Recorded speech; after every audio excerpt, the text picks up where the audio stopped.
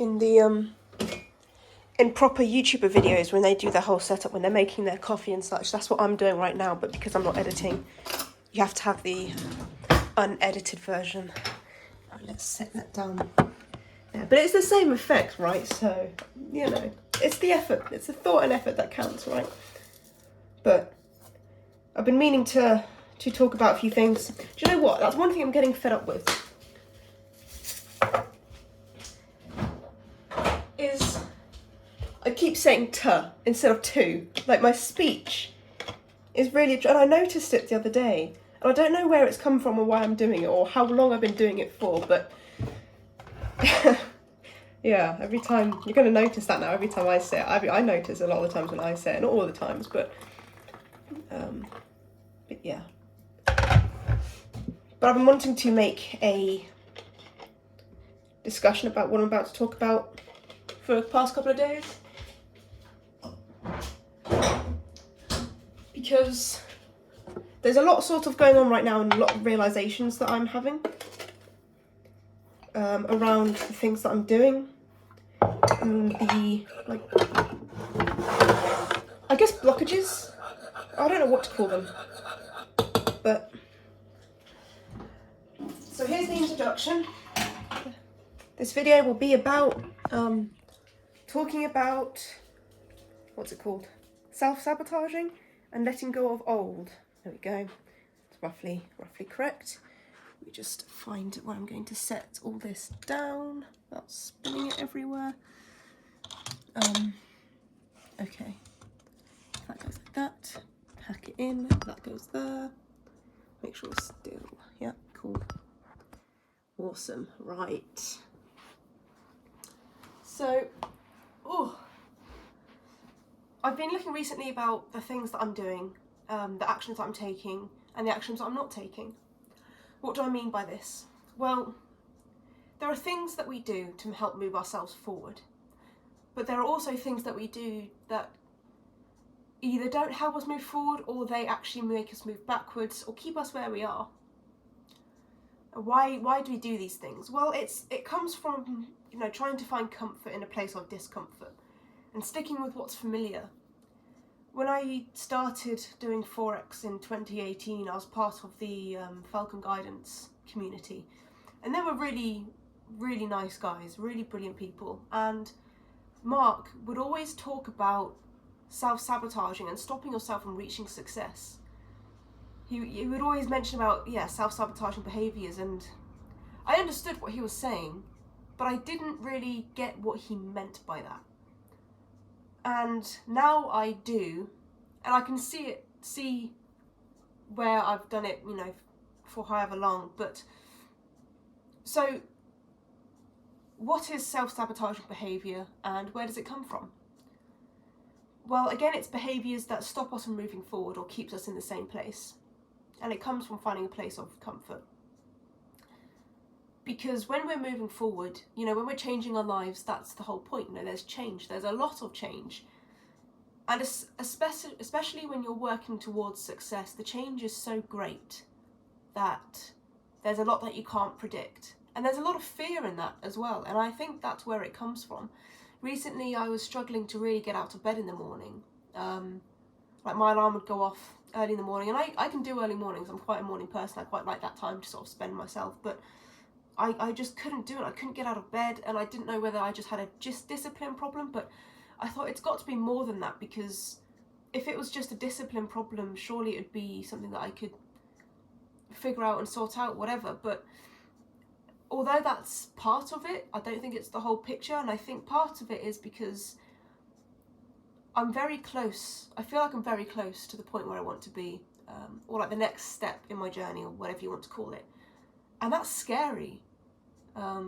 There's so much unknown, because for the past 5 years or however many years, I've been living this kind of life. It's been pretty chilled out and relaxed. Yes, I've been working hard sometimes, but it's been pretty chilled and relaxed. And I'm familiar with the worries that I have and the worries that I don't have, and where I am and who I am. But the next step, becoming successful, everything changes. like the worries I'm going to have are going to be new and different. Maybe. Well, I don't actually know. Again, and this is the point, right? Financially, things are going to be different. What I'm doing day to day is going to be different. How I'm interacting and the kind of work, everything is just going to be so different in the way that I want it to be, but it's just daunting and scary. And I think this is where a lot of my behaviours are now coming through. And I think there's a lot of, it almost feels like I'm in a bigger cycle where when I get to this point of being close to things, I start to do these behaviours that hold me back. So what are these behaviours? What self-sabotaging behaviours do I have? Well, yes, not having a proper sleeping routine. Distractions. Distractions are always one that I can track and sort of see that how prevalent they are, and if there's a lot more of them going on there, I know that something's going on there. But distractions are a key one, either games or my phone.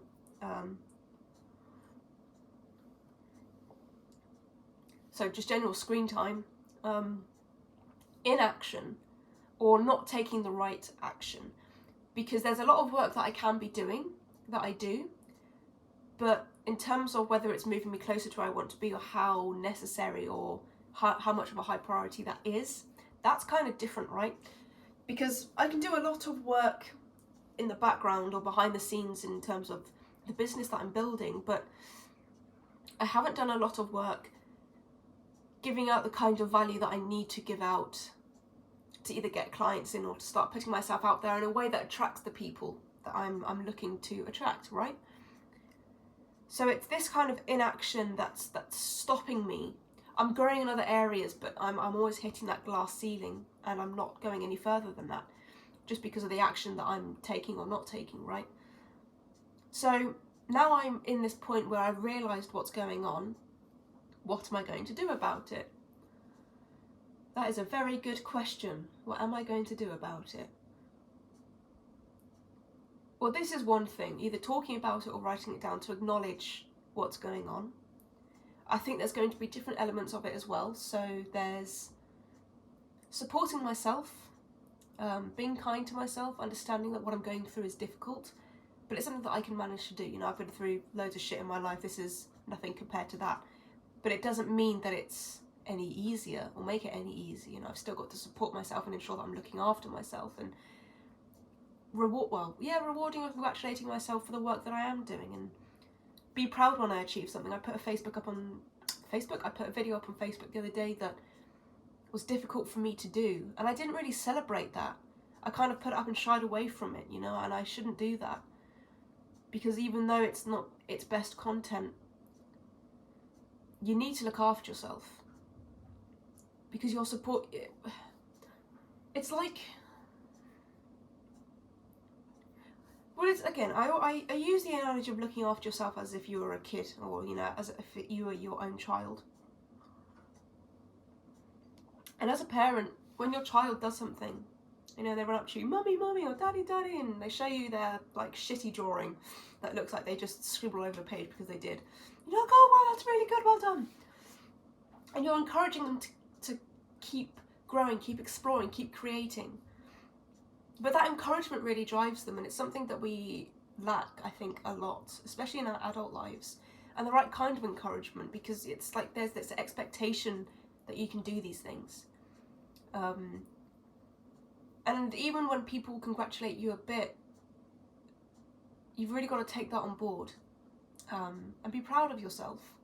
So there's one part of it, the self-care part of things. So there's one part. Well done me for doing that video the other day. That was very good. Well done. It's all it takes. And it's a weird feeling. It's a really weird feeling. But well done me. So the next part is either identifying what I should be doing, the next part, what you should be doing when you're trying to prevent, or when you've noticed that you've got these self-sabotaging behaviours, is to make a note of them, know what your behaviours are, because when you're doing more of said behaviours, you can see that that's what's going on, right? So as I said, my phone, games, or just general screen time, and inaction. So write the two parts. You've got one part of the distractions, or the things that you're using to self-sabotage, and the things that you should be doing instead. Because when you know what you should be doing, you can kind of say, you know what, you can get on with this now, or support yourself through it, rather than, because when you're ignorant to what you should be doing, that's also a behaviour that's not helping, right? So that's important. Write down actionable steps. And ask yourself what you should do as well, because again, there's work that you can be doing that, yes, helps move you forward, but there's this action, that's actual action that will move you forward, rather than just, I don't know. So like, I put a lot of content out on Facebook, and that's not the problem, it's the fact that it was a video that gives certain value in a certain way, that should be constructed in a certain way. And because I knew it wasn't going to be very good, that's also why I sort of put it off a lot, and the fear of rejection that comes from that. But this is also an element that I can't remember what I was saying. There's different actions that you can take, and sometimes there are actions that you need to take that are usually the scarier ones, because that incites either the most change or most growth, or puts you outside your comfort zone the most. And that's sort of what you need to focus on as well. Make sure that you know what those actions are, or could be. And you usually do know, you just kind of shy away from it, but that's also a step. The next step to prevent or stop yourself from self-sabotaging. And again, I'm sort of figuring this out as I go along, because I'm in the process of doing that right now, right? So, and whilst I'm doing it, I might as well talk about things. So let's see. The actions that I need to take. Creating more resources for my business itself, and then marketing them or talking about them in social media posts. So more of that basically. That's essentially what I need to do. Build more and take more action around what I'm doing. And that's all I really need to do, because that's enough. Okay, especially if you're doing big things, you don't want to sort of push yourself too much or try and do everything at once. But that's what I need to focus on. So you've got self-care, identifying distractions, and the actions that you should be taking. I guess those are two separate steps. To ensure that you actually do them. Break it down. If it's something that's really difficult, break it down into smaller steps. Or identify the part that you struggle with most, and put yourself in the best position to do it. So mine, I was walking around a field, and that really helped, rather than trying to sit in front of a camera like this. That was difficult for me. So again, that would have lessened the quality of the video in terms of what I was saying, because I was too busy focusing where my feet were going, because I was wearing trainers in a really muddy field. But it broke that barrier. So find ways you can break the barriers down to help to allow you to move forward. And ensure when you notice yourself doing these self-sabotage behaviours that you're stopping them then and there, right? If you're on your phone and you realise you shouldn't be, put your phone down. Go easy on yourself, but, you know, be strict with yourself as well.